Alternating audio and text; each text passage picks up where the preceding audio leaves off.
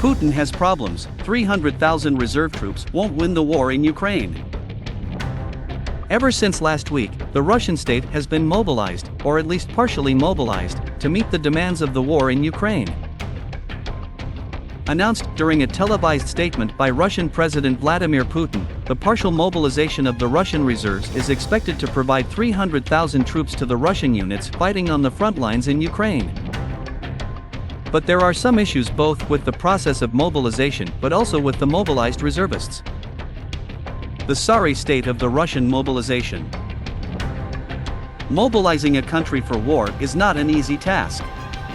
It is not easy for men with families and jobs to go back into uniform at the snap of a finger. Countries that are leaders in mobilizations, such as Estonia and Finland, understand the complexities involved in such an important process and drill the procedures frequently in order to hash out any problems on the military end, but also prepare the population for the realities of a mobilization. But Russia is not such a country. And the mobilization of 300,000 troops is threatening to break the logistical capabilities of the Russian military.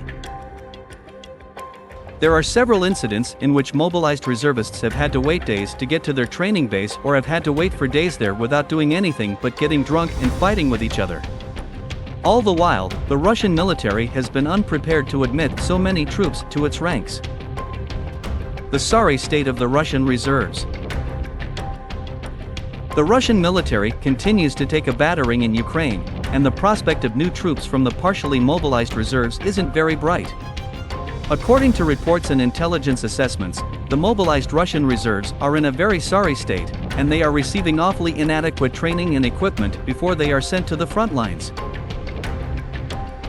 Indeed, footage from the training camps shows Russian officers and senior enlisted soldiers instructing the mobilized reservists to bring or ask their families to send them essentially everything they would need in a combat situation besides their weapons and ammunition. The list includes items such as sleeping bags, blankets, tourniquets, diarrhea pills, first aid kits, boots, knives, and even tampons to allegedly stop the bleeding from bullet wounds. The Russian military's inability to provide for the mobilized reservists was expected.